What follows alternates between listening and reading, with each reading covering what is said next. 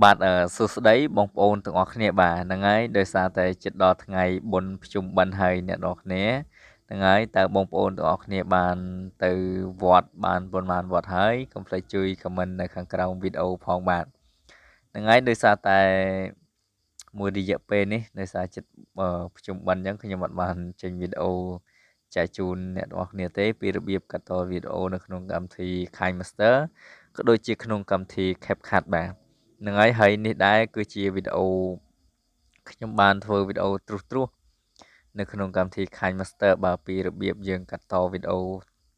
ផ្សេងបាទនេះគឺជាសកម្មភាពដែលខ្ញុំធ្វើវីដេអូសម្រាប់ខ្ញុំថតនៅពេលដែលខ្ញុំបានទៅតាមវត្តនីមួយៗអញ្ចឹងណាគ្នាទេសភាពផ្សេងអញ្ចឹងខ្ញុំបានកាត់តវីដេអូលេងដើម្បីផុសក្នុង channel YouTube របស់ខ្ញុំមួយទៀតដែលមានឈ្មោះថា Sokha KH បាទហើយបងប្អូនអាចចូលទៅទស្សនា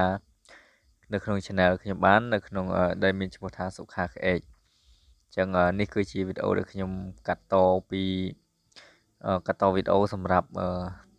ដែលខ្ញុំបានទស្សនានៅតាមវត្តនីមួយហើយ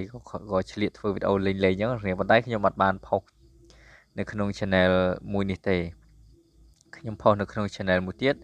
ដែលមានឈ្មោះថា Sokha KH បាទអញ្ចឹងបើសិនជាបងប្អូនចង់មើលវីដេអូពេញបងប្អូនទាំងអស់គ្នាអាចចូលទៅក្នុង channel របស់ខ្ញុំបាន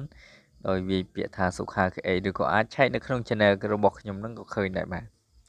ហ្នឹងហើយនេះគឺជាសកម្មភាពដែលខ្ញុំធ្វើត្រុសទាំងគ្នាដើម្បីចែកជូនអ្នកទាំងអស់គ្នាខ្លះបាទ